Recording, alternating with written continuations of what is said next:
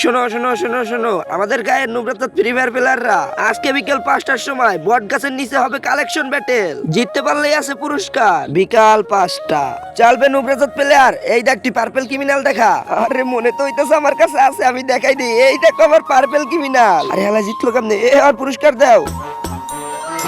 আরে ভাই আইফোন পেয়ে গেছি আমি।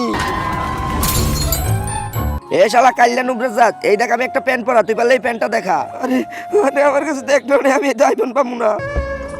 मैं गरीब हूँ मैं गरीब हूँ।